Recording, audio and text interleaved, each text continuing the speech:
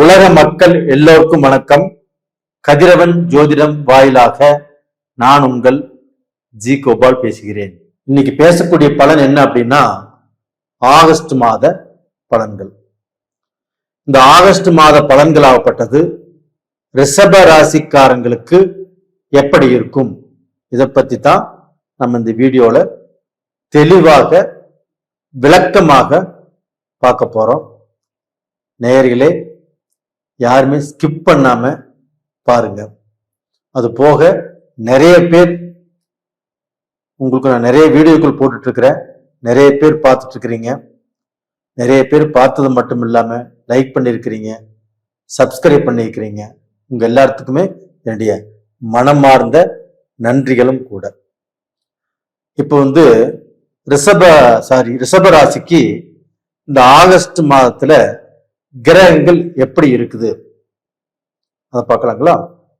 இப்ப ரிஷப ராசிக்கு 2ஆம் இடத்தில் குரு இருக்கிறாங்க, 3ஆம் இடத்தில் புதன் பகவான், 4ஆம் இடத்தில் ஆகஸ்ட் 17ஆம் தேதி சூரிய பகவான் பெயர்ச்சியாகி சிம்மத்துக்கு வர்றாங்க. அதே சிம்மத்துல கேது பகவானும் சேர்ந்து இருக்கிறாங்க. கன்னியில் செவ்வாய் பகவான், கும்பத்தில் ராகு பகவான், அது போக மீனத்தில் சனி பகவான். இது இந்த மாத கிரக அடைவுகள். அப்ப இந்த மாத கிரக அடைவுகள்னா ரிஷப ராசிக்காரங்களுக்கு எப்படி இருக்கும்? நான் ரிஷப ராசிக்காரங்களுக்கு பலனை சொல்வதற்குத்தான் காத்து கொண்டிருக்கிறேன். நான் சொன்னது புரிஞ்சுதுங்களா? அருமையான டைம். ரிஷப ராசிக்காரங்களுக்கு இந்த டயத்தை விட்டா வேற எந்த டைமும் அவ்வளவு நல்ல டைமா இல்லை.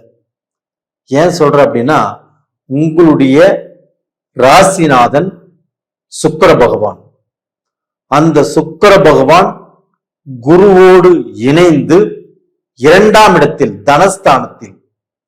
அப்ப தனஸ்தானத்தில் உங்களுக்கு சுபகிரகங்கள் குருவும் சுக்கிரனும் இணைவது யோகம்.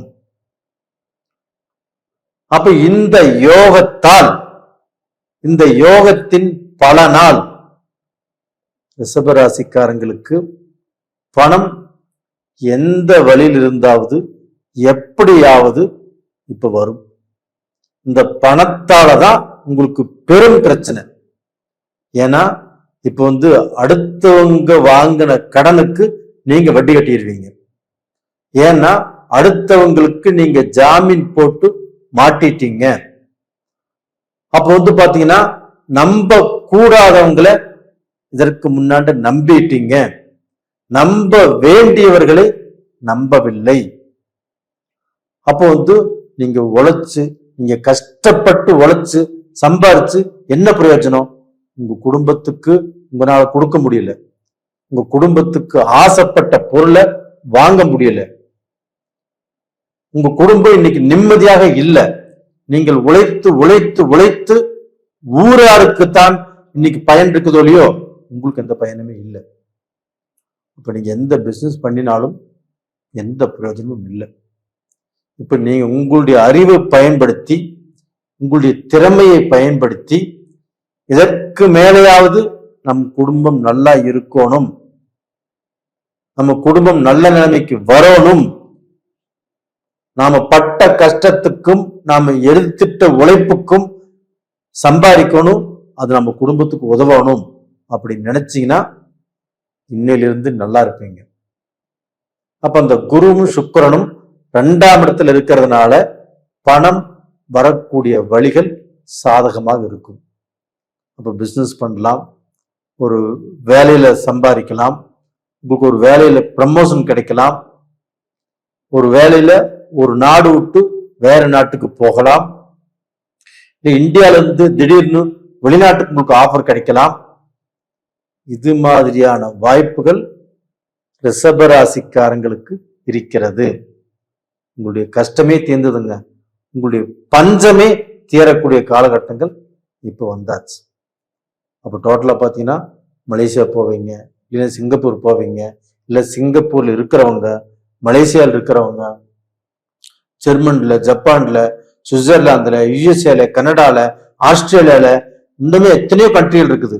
இங்கெல்லாம் இருக்கக்கூடிய ரிஷபராசிக்காரர்கள் அவங்களுக்கு தொழில் நல்லா இருக்கும், அவங்களுடைய பிசினஸ் நல்லா இருக்கும். இல்லைன்னா தொழில நீங்க எதிர்பார்த்த மாற்றங்கள் இதற்கு முன்னாடி உருவாகல, இப்ப உருவாகும். கண்டிப்பாக நல்லது நடக்கும். அது போக அந்த ரிஷபராசிக்காரங்களுக்கு குரு பகவான் ஆகப்பட்டது குரு தண்டி சொந்த வீட்டை பார்க்கறதுனாலையும், ரிஷபராசிக்கு அது 8ஆம் வீடாக இருக்கிறதுனாலையும், அதே சமயத்துல சுக்கிரனும் அந்த உங்க ராசிக்கு 8ஆம் இடத்தை பார்க்கறதுனாலையும் கண்டிப்பாக உங்களுக்கு மிகப்பெரிய கண்டம் வர வேண்டியது. இப்ப அந்த கண்டத்துல இருந்து தப்பிக்கிறீங்க. அது போக அடுத்தவங்கனால சில சிக்கல்லையும் சில பிரச்சனைகளையும் எதிர்பார்க்கக்கூடிய டைம் இருக்குது, அதுல இருந்தும் ரிலீஃப் ஆகுறீங்க. அப்ப டோட்டலா பாத்தீங்கன்னா உங்களுக்கு ஏதாவது ஒரு கஷ்டம், ஏதாவது ஒரு பிடிப்பீடை, ஏதாவது ஒரு பிரச்சனைகள் வரக்கூடிய டைம், பெரிய காசு செலவு பண்ண வேண்டிய டைம், மருத்துவத்துல மாட்ட வேண்டிய டைம், அதுல இருந்து ரிலீஃப் ஆறீங்க. அப்ப டோட்டலா பாத்தீங்கன்னா உங்களுக்கு வரக்கூடிய மிகப்பெரிய நஷ்டத்துல இருந்து தப்பிக்க போறீங்க.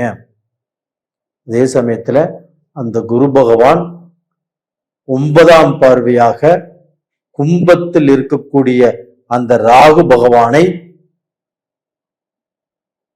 அந்த குரு பகவான் பார்க்கிறாங்க. அப்ப ரிஷபத்துக்கு அது 10ஆம் இடம், தொழில் ஸ்தானம்.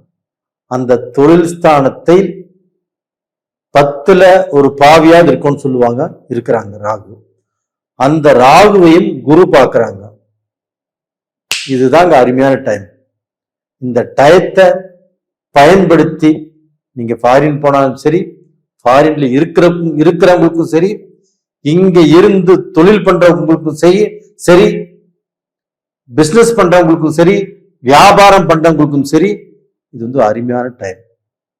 அது போக சனி பகவான் 11ஆம் இடத்துல வக்கரகதியில் இருக்கிறாங்க.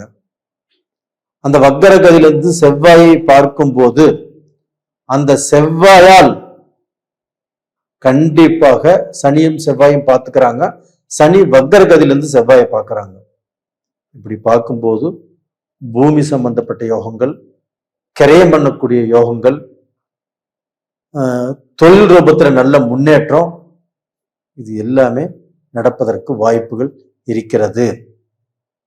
அதே சமயத்துல உங்களுக்கு 4ஆம் இடம் சூரியனுடைய வீடு. அந்த சூரியனாகப்பட்டது புதனோடு சேர்ந்து இந்த ஆகஸ்ட் 17க்கு முன்னாண்ட ஒரு 15 நாள் புதனும் சூரியனும் ஒன்னா இருந்திருப்பாங்க. புதாதித்ய யோகம். அப்போ படிக்கக்கூடிய மாணவர்களுக்கு நல்ல படிப்புல நல்ல முன்னேற்றம், நீங்க நல்ல கோர்ஸ் விரும்பி எடுக்கக்கூடிய காலகட்டங்கள் வந்திருக்கும். நீங்க பல குழப்பத்தில் இருந்திருப்பீங்க, அந்த குழப்பமும் தேரக்கூடிய நேர காலங்கள் வந்திருக்கும். அதெல்லாம் அருமையா இருக்குது. அது போக பாத்தீங்கன்னா காதல் கல்யாணங்கள். இப்போ ஒரு ரிலேஷன்ஷிப்ல இருக்கிறாங்க அப்படின்னா அவங்களுக்கு இப்ப எதிர்ப்பு இருக்குது, அந்த எதிர்ப்பு தீரும். பொண்ணு வீட்டுல சம்மதிக்கல, இல்ல மாப்பிள்ளை வீட்டுல சம்மதிக்கல, இப்படிப்பட்ட பிரச்சனை இருக்குன்னா அந்த பிரச்சனைகள் தீர்ந்து நல்லபடியாக வரக்கூடிய டைம். அவங்களுக்கு திருமணம் ஆகக்கூடிய டைம் இப்ப வந்தாச்சு. தாராளமாக திருமணம் பண்ணுங்க, நல்லா இருப்பீங்க. குடும்ப வாழ்க்கையும் உங்களுக்கு நல்லா இருக்கும்.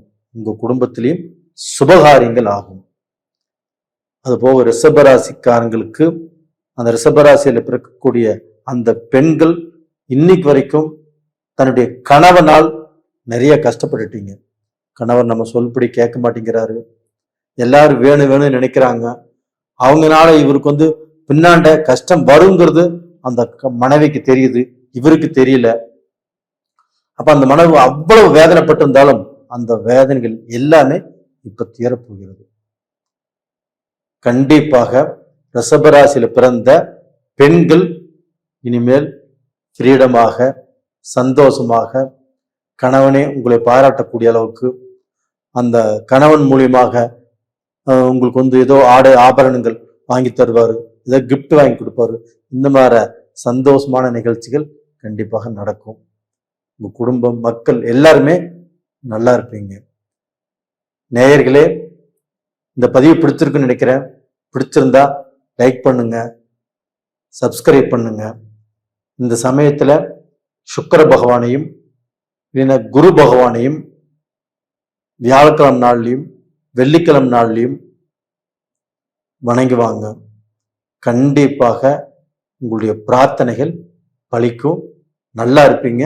இந்த பீரியட்ல நான் சொன்ன தெய்வங்களுடைய வழிபாடு உங்களுக்கு ரொம்ப ரொம்ப முக்கியம். நேயர்களே, உங்களிடமிருந்து விடைபெறுவது உங்களின் ஜி கோபால். நன்றி, வணக்கம்.